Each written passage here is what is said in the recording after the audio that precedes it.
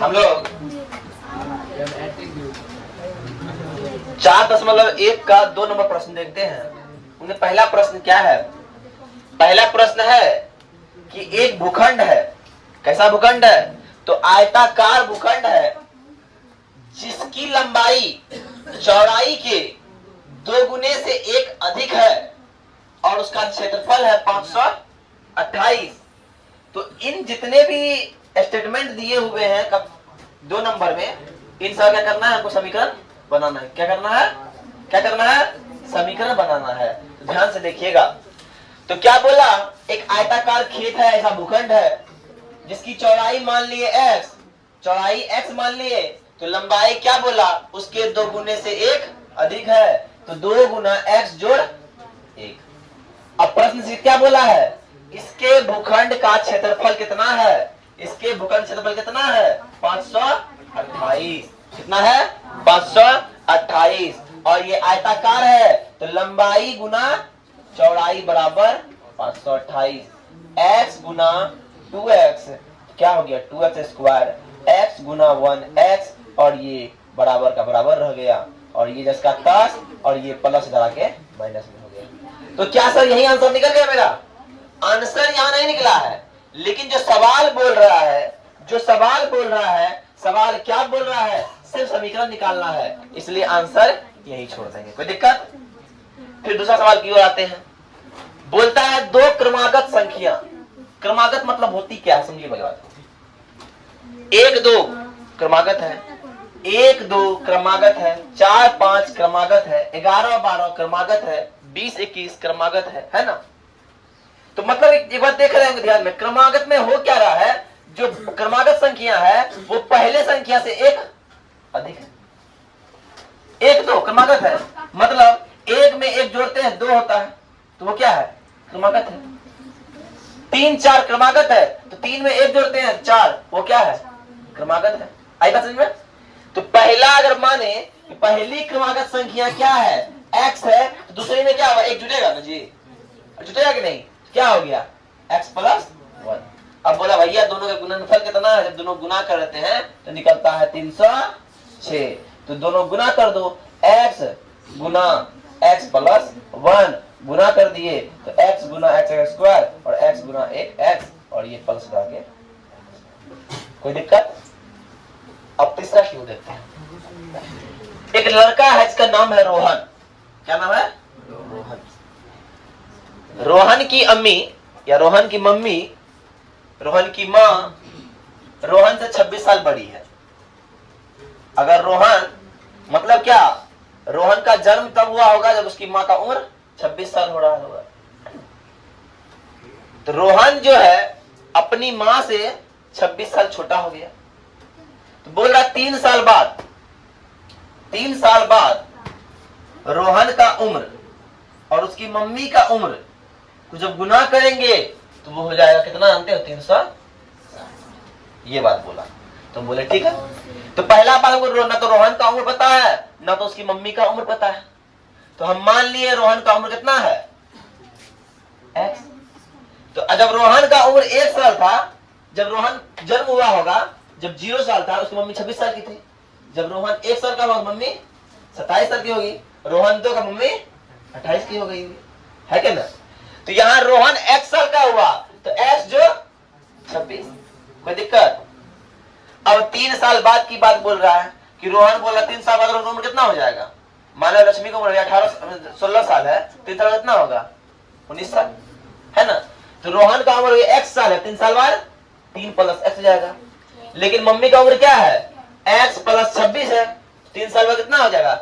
x plus 26 plus 3 हो जाएगा, मतलब x प्लस 29 हो जाएगा। बात के लिए बोला कि 3 साल बाद जब उम्र जो हो गया उनको कर दीजिए क्या? गुना, और गुना कीजिए तो होगा कितना? 360।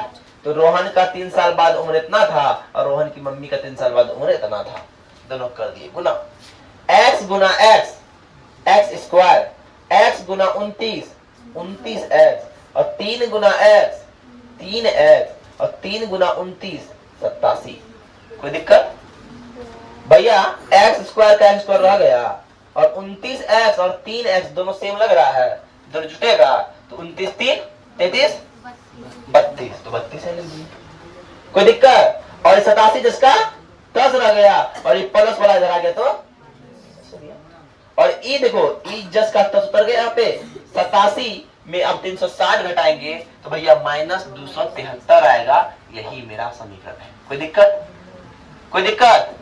इसको नोट कीजिए। अब चौथा बताते हैं, है ना। एक रेलगाड़ी है, समझते रेलगाड़ी?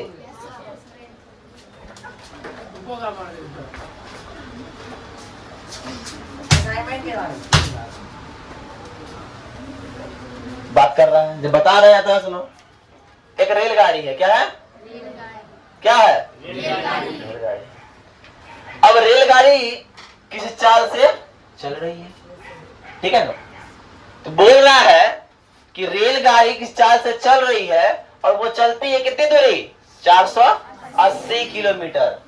480 किलोमीटर। बोल रहा है कि यदि वह रेलगाड़ी की चाल जो चाल से चल रही है उसको 8 घंटा प्रति किलोमीटर कम कर दी जाए। एक्सीलरेटर पहले ज्यादा था, अब एक्सीलरेटर कम कर दिया जाए तो उस गाड़ी के द्वारा 3 घंटा अधिक समय लिया जाए। कितना समय लिया जाएगा? अरे स्लो से 3 घंटा अधिक लगेगा, समझिए। जब गाड़ी स्लो करेंगे तो थोड़ा लेट से पहुंचेंगे, समझिए। समय कितना लेगा? अधिक लेगा। अब आते हैं तो हम माने कि एक रेलगाड़ी है, ऐसा डब्बा वाला देख लो, है ना। ये इंजन लगा हुआ है धुआं निकलने के लिए, है ना, है क्या ना। धुआं निकल रहा है, धुन धुन धुन। पुराना वाला रेलवे लाइन है, ये नया वाला नहीं है, चुप चुप चलता है जो, ठीक है। ठीक है, अब गाड़ी चल रही है तो गाड़ी का चाल मान लिए x किलोमीटर प्रति घंटा की चाल से गाड़ी चल रही है और गाड़ी जा रही है 480 किलोमीटर। तो कितना समय लगेगा? तो समय बराबर दूरी बट्टा 4, 480 बट्टा x। वो बात। अब क्या हुआ? गाड़ी का जो चाल है कम कर दिया गया। 8 किलोमीटर प्रति घंटा जो चल रहा था, स्पीड चल रहा था, चल रहा था, चाल को थोड़ा स्लो कर दिया, धीरे कर दिया, एक्सीलरेटर थोड़ा सा घटा दिया। ड्राइवर एक्सीलरेटर क्या करा? घटा दिया। घटाने के बाद क्या हुआ? चाल तो कम हो गया।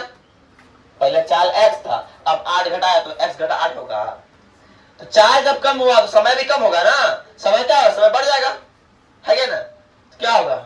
480 बट्टे x माइनस 8। कोई दिक्कत? अच्छा बताओ, अधिक समय इसमें लगेगा कि इसमें लगेगा? बताओ, तुम बताओ। नीचे वाला लगेगा, क्योंकि समय चाल क्या हुआ? कम हुआ है।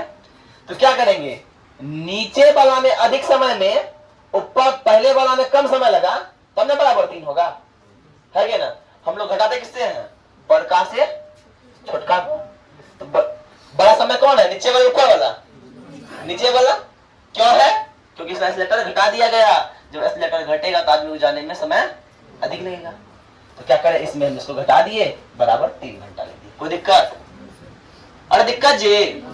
अब देखिए, अब वही किए, दोनों का लिए एलसीएम, भिन्न जोड़ भिन्न घटा आता था ना, एलसीएम लिए तो कर दिए। 480 गुना x हो गया और 480 गुना x माइनस 8 हो गया। अब कर दिए तो यहाँ देखिए 480 480 आ गया, ये दोनों हो गया खत्म। 480 गुना x और माइनस माइनस प्लस 3840। कोई दिक्कत? अब देखिए ध्यान दीजिएगा, 3 को कोना कोनी गुना कीजिए, 3 गुना x स्क्वायर घटा 8 हो गया और इधर गुना करते थे 1 से कितना? 3840 रह गया। क्या हुआ? 3x square minus 8 24x plus उधर गया माइनस में 3840।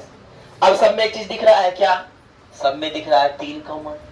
तो 3 का 3 में 3 आता है, 3 का 3 में 8 बार में आता है और 3 का 3 में 1280 बार में 3840 आता है।